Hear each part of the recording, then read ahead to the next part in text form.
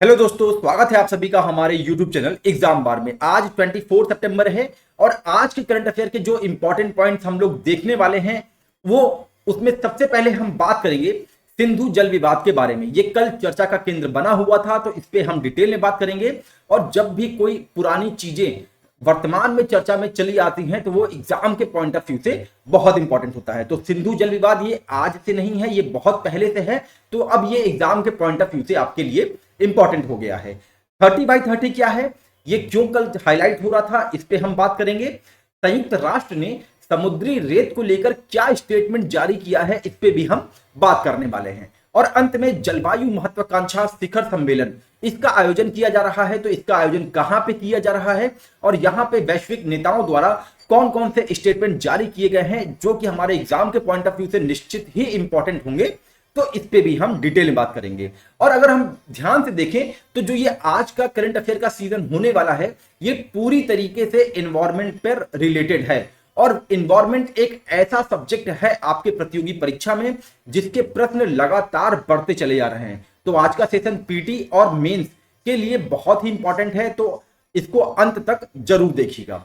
चलिए शुरुआत करते हैं आज के प्रश्न के साथ।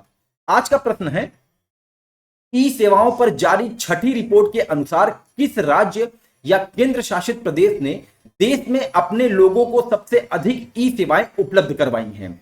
According to the sixth report released on e-service, which state union territory has provided the maximum number of e-service to its people in the country? आपके ऑप्शन है दिल्ली, केरल, जम्मू कश्मीर, अंडमान निकोबार। अगर इसका आपको राइट आंसर पता है तो आप कमेंट सेक्शन में बिना चीटिंग किए हुए जरूर मेंशन करें। आप लोग सबके आंसर राइट होते हैं, ऐसा नहीं होना चाहिए। आंसर अगर आपको पता है तो आप उसको मेंशन जरूर करें, गलत ही करें लेकिन सबसे पहले करें, बिना देखे करें, तभी वो आपको बहुत दिनों तक याद रहेगा। नहीं तो आंसर पता चलने के बाद अगर आप कमेंट करते हैं तो वो फिर मतलब थोड़ा चीटिंग होता है। अपने साथ ही ईमानदारी आप बरतिए थोड़ा सा। बहुत ही इंपॉर्टेंट प्रश्न है क्योंकि ये ई सेवाओं पर जारी रिपोर्ट के बेस पे बनाया गया है और डिजिटल इंडिया पे वर्तमान सरकार बहुत ही जोरों शोरों से काम कर रही है।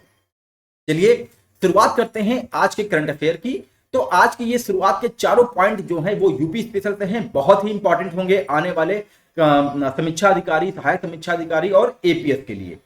लखनऊ में 20वें राष्ट्रीय पुस्तक मेले का आयोजन किया जाएगा। सूक्ष्म लघु एवं मध्यम उद्योग मंत्रालय के अध्यक्ष श्री मनोज कुमार ने उत्तर प्रदेश के शामली जिले के पंजोखरा में स्थित चौधरी चरण सिंह बहुउद्देशीय प्रशिक्षण केंद्र में आयोजित एक कार्यक्रम में प्राकृतिक पेंट प्रशिक्षण यूनिट का उद्घाटन किया। तो प्राकृतिक पेंट प्रशिक्षण यूनिट का उद्घाटन उत्तर प्रदेश के किस जिले में किया गया? शामली में किया गया। इसको आप ध्यान रखे रहिएगा। देश का पहला बहुस्तरीय sport complex Tigra stadium Varanasi में बनाया जाएगा, जिसे बनाने में दिव्यांगजनों का भी पूरा ध्यान रखा जा रहा है। प्रधानमंत्री नरेंद्र मोदी कल वाराणसी के दौरे पे थे और उन्होंने वहां पे कई ऐसी योजनाओं का उद्घाटन किया है।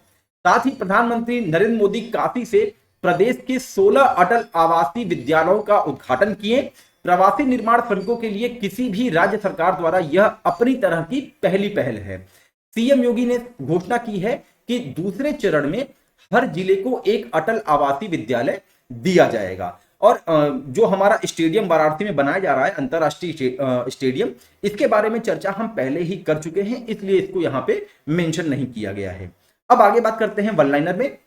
हरित गतिशीलता की दिशा में एक महत्वपूर्ण कदम उठाते हुए केंद्रीय पेट्रोलियम और प्राकृतिक गैस और आवास और शहरी मामलों के मंत्री श्री हरदीप सिंह पुरी 25 सितंबर यानी कि कल के दिन दिल्ली में कर्तव्य पथ पर प्रथम हरित हाइड्रोजन ईंधन सेल बस को हरी झंडी दिखाएंगे।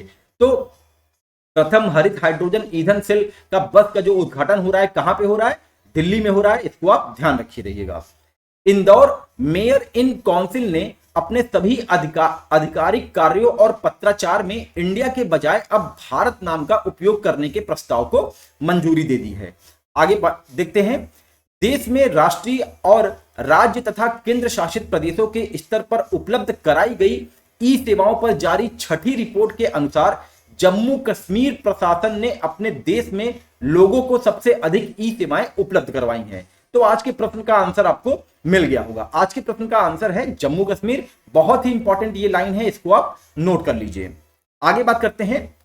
वाणिज्य और उद्योग मंत्री पीयूष गोयल ने कहा देश में स्टार्टअप की संख्या बढ़कर 1 लाख से अधिक हो गई है। साथ ही केंद्र सरकार ने बताया कि देश के 75% गांव खुले में शौच मुक्त हो गए हैं। और केंद्रीय सूचना और प्रसारण मंत्री अनुराग ठाकुर ने कहा कि भारत में विश्व का 46% डिजिटल लेन देन हो रहा है। अच्छा देखिए, ये 3 पॉइंट देख के आपको लग रहा होगा कि ये इंपॉर्टेंट कैसे हो सकता है स्टेटमेंट। तो मैं कहता हूं कि जो भी स्टेटमेंट वर्तमान सरकार के किसी भी मंत्री द्वारा जारी किया जाता है या तो वर्तमान सरकार द्वारा बताया जाता है, उसको आप अपने मेंस के एग्जाम में आंसर राइटिंग में यूज कर सकते हैं। बहुत ही इंपॉर्टेंट होगा, इससे आपका आंसर रिच होगा। साथ ही साथ निबंध में भी आप इसका यूज कर सकते हैं, बहुत ही इफेक्ट पड़ता है एग्जामिनर के ऊपर। चलिए आगे देखते हैं। भारत अर्जेंटीना में 5 लिथियम ब्लॉकों को अंतिम रूप देने के करीब है और अगले कुछ ही दिनों में एक समझौता ज्ञापन पर हस्ताक्षर करने की संभावना है। अर्जेंटीना, आपको याद है ना कि अर्जेंटीना भी ब्रिक्स में अब 1 जनवरी 2024 से जुड़ने वाला है। तो ब्रिक्स से रिलेटेड ये न्यूज है, इसको आप ध्यान रखे रहिए कि भारत अर्जेंटीना में 5 लिथियम ब्लॉकों को अंतिम रूप देने के करीब है। और भारत में भी लिथियम की खोज की गई है। किस राज्य में लिथियम मिला है उसको आप कमेंट सेक्शन में जरूर मेंशन करें। आगे देखते हैं। पर्यटन मंत्रालय ने असम में विश्वघाट घाट को 2023 के लिए भारत का सर्वश्रेष्ठ पर्यटन गांव के रूप में घोषित किया है। विश्वनाथ चिरियाली शहर के दक्षिण में स्थित विश्वनाथ घाट को गुप्त काशी के नाम से भी जाना जाता है और यह ब्रह्मपुत्र नदी के किनारे स्थित है। यह नाम शहर के प्राचीन विश्वनाथ मंदिर से लिया गया है। यह प्रसिद्ध गुप्त साम्राज्य युग के दौरान काशी के साथ समानांतर है। देखिए, गुप्त साम्राज्य की जब बात यहां पे आ गई तो आपको हिस्ट्री में गुप्त साम्राज्य का रिवीजन जरूर करना चाहिए। ऐसे ही फैक्ट जो है आपको करंट अफेयर से निकालने चाहिए। लोग कहते हैं ना कि करंट अफेयर का सेक्शन अलग होता है, जीएस का सेक्शन अलग होता है, तो आप एक बार करके देखिए। जो भी करंट में न्यूज चल रही है उससे आपके जो भी ट्रेडिशनल क्वेश्चन बन सकते हैं, या तो कुछ भी ऐसा चीज जो कि आपके एंशिएंट से, मिडिवल से या तो साइंस से, ज्योग्राफी से रिलेट हो रहा है, तो आप उसको प्रैक्टिस करके देखिए। एग्जाम में इससे आपको बहुत ही लाभ मिलेगा। आगे देखते हैं। नई दिल्ली में 2 दिवसीय अंतर्राष्ट्रीय अधिवक्ता सम्मेलन का उद्घाटन करते हुए प्रधानमंत्री ने कहा कि साइबर अपराध, धन शोधन, मनी लॉन्ड्रिंग तथा कृत्रिम बुद्धिमत्ता, आर्टिफिशियल इंटेलिजेंस के दुरुपयोग से निपटने के लिए एक वैश्विक व्यवस्था तैयार करना जरूरी हो गया है। देखिए, सिंपल सी न्यूज है। कई लोगों को लगेगा कि ये क्या करंट अफेयर है, बल्कि बिल्कुल ये करंट अफेयर है। अगर आप इसको मेंस के पॉइंट ऑफ व्यू से देखेंगे तो प्रधानमंत्री नरेंद्र मोदी ने साफ साफ आपको एक तो निबंध बता दिया है और साथ ही एक क्वेश्चन भी दे दिया है कि साइबर अपराध, धन शोधन और कृत्रिम बुद्धिमत्ता के दुरुपयोग से निपटने के लिए क्या क्या उपाय हो सकते हैं। और साथ ही साइबर अपराध पे एक आपका निबंध भी आ सकता है, मनी लॉन्ड्रिंग पे भी आ सकता है और कृत्रिम बुद्धिमत्ता के दुरुपयोग पे भी निबंध आ सकता है। तो ऐसे जो फैक्ट होते हैं ना, वो बहुत ही इंपॉर्टेंट होते हैं। अब आगे बात करते हैं। फोन पे आधिकारिक तौर पर इंडस ऐप स्टोर नाम से अपना पहला प्ले स्टोर लॉन्च किया है। बहुत ही इंपॉर्टेंट है, इसको आप ध्यान रखिएगा। गुजरात में भारत का पहला सेमीकंडक्टर प्लांट बनाने का ठेका टाटा प्रोजेक्ट्स को मिला है। तो भारत का पहला सेमीकंडक्टर प्लांट कहां पे बनाया जाएगा? गुजरात में बनाया जाएगा। और किसको ये प्रोजेक्ट मिला है? टाटा को मिला है। इसको आप ध्यान रखिए। आगे बात करते हैं। पूर्व आईएएस अधिकारी सुधांशु पांडे ने केंद्र शासित प्रदेश लद्दाख के पहले राज्य चुनाव आयुक्त के रूप में शपथ ली है। भारतीय नौसेना के स्वदेश निर्मित युद्धपोत आईएनएस सहाद्री इंडो पैसिफिक में तैनात मिशन ने रॉयल ऑस्ट्रेलियाई नौसेना और इंडोनेशियाई नौसेना के जहाजों और विमानों के साथ पहले त्रिपक्षीय समुद्री साझेदारी अभ्यास में भाग लिया। आपको ध्यान देना है, पहले त्रिपक्षीय समुद्री साझेदारी में भाग लिया है। तो कौन भाग लिया है? भारतीय नौसेना का आईएनएस सहाद्री। तो ऐसे फैक्ट इंपॉर्टेंट होते हैं, इस पे आप जरूर ध्यान दिया करिए। आईएनएस सहाद्री के बारे में बता दें तो यह स्वदेश रूप से डिजाइन किया गया है और साथ ही प्रोजेक्ट 17 श्रेणी के मल्टी रोल स्टील फ्रिगेट का तीसरा जहाज है, जो कि मचगांव डॉक लिमिटेड मुंबई द्वारा बनाया गया है। नेक्स्ट पॉइंट देखते हैं। ब्राजील वर्ष 2025 तक ग्रीन हाउस गैस उत्सर्जन की वार्षिक सीमा 1.32 गीगा टन लगाएगा। जो वर्ष 2005 से 50% की कमी के बराबर है। अब देखिए ये फैक्ट तो ब्राजील का है, तो मैं आपको यहां पे क्यों दे रहा हूं, क्योंकि ब्राजील जो है G20 या तो G21 कह लीजिए, ये उसकी मेजबानी जो है अगले साल करेगा, तो इसलिए ये फैक्ट इंपॉर्टेंट होता है आपके एग्जाम के लिए। अब आगे बात करते हैं नेक्स्ट पॉइंट की। विदेश मंत्री जयशंकर प्रसाद संयुक्त राष्ट्र महासभा के 78वें सत्र में भारतीय प्रतिनिधित्व मंडल का नेतृत्व करने के लिए न्यूयॉर्क में है। तो संयुक्त राष्ट्र महासभा का 78वां सत्र कहां पे आयोजित किया जा रहा है, न्यूयॉर्क में किया जा रहा है, और साथ ही न्यूयॉर्क में वो क्वाड देशों के विदेश मंत्रियों के साथ चर्चा करेंगे।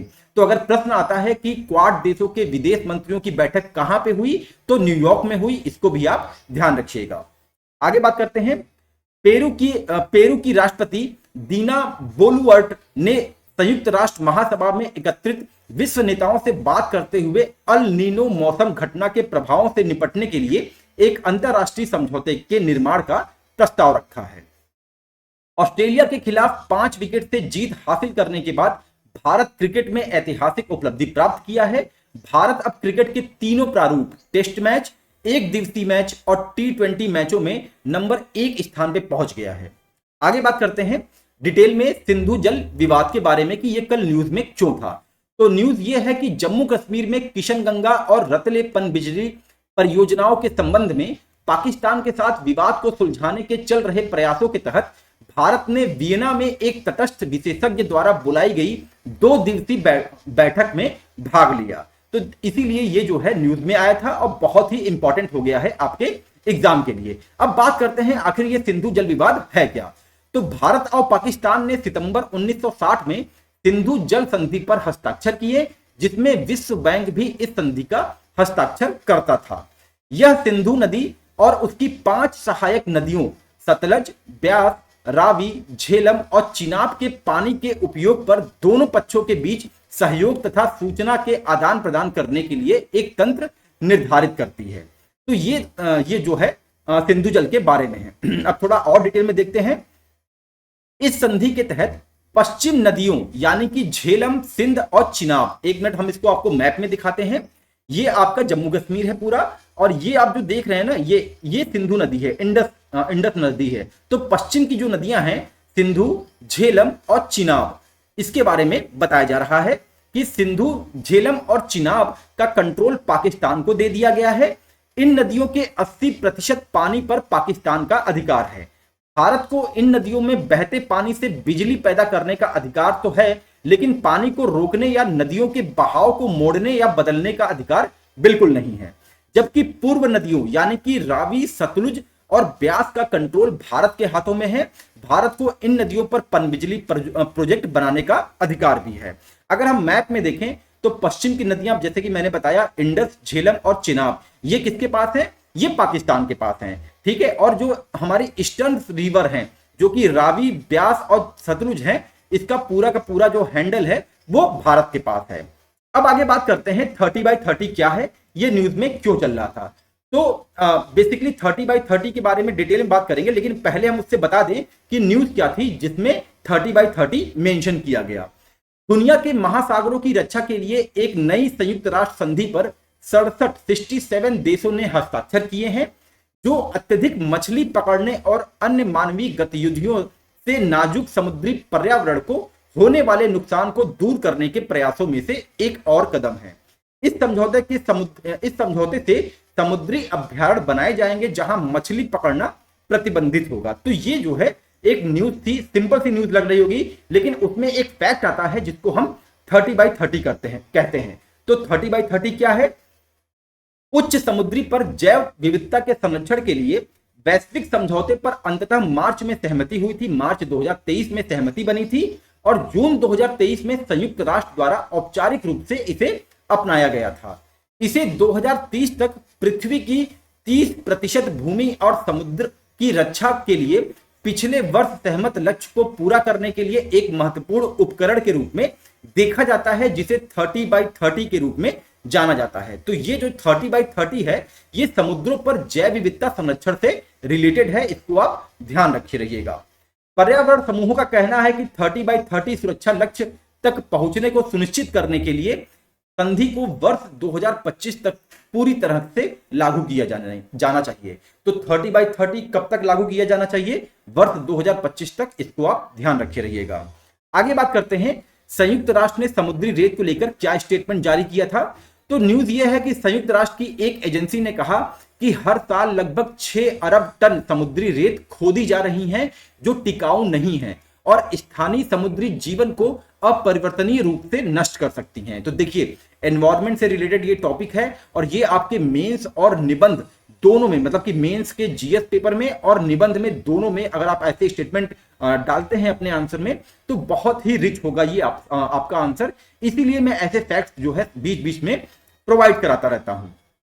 आगे बात करते हैं इसी में, दुनिया में पानी के बाद रेत सबसे अधिक दोहन किए जाने वाला प्राकृतिक संसाधन है, लेकिन निर्माण जैसे उद्योगों में उपयोग के लिए इसका निष्कर्षण केवल शिथिल रूप में नियंत्रित है, जिससे संयुक्त राष्ट्र को अधिक टिकाऊ खनन का बढ़ावा देने के लिए पिछले साल एक प्रस्ताव पारित करना पड़ा था।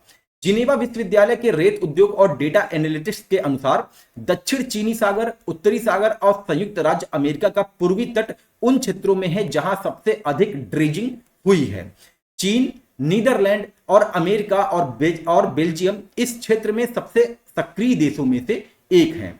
तो ये तो रही बात समुद्री रेत के बारे में। अब आगे वाला पॉइंट देखते हैं, जलवायु महत्वाकांक्षा शिखर सम्मेलन ये कहां पे आयोजित किया जा रहा है? ये अमेरिका के न्यूयॉर्क में आयोजित किया जा रहा है। तो न्यूज ये है कि संयुक्त राष्ट्र महासभा के हिस्से के रूप में न्यूयॉर्क में जलवायु महत्वाकांक्षा शिखर सम्मेलन जो 21 सितंबर को शुरू हुआ था, उसमें प्रमुख अर्थव्यवस्थाओं की अनुपस्थिति देखी गई है, जिनके कार्य वैश्विक उत्सर्जन के भविष्य को महत्वपूर्ण रूप से प्रभावित करते हैं। मतलब कि जो जलवायु के दृष्टि से प्रमुख अर्थव्यवस्था है वही इस सम्मेलन में पार्टिसिपेट नहीं किए थे।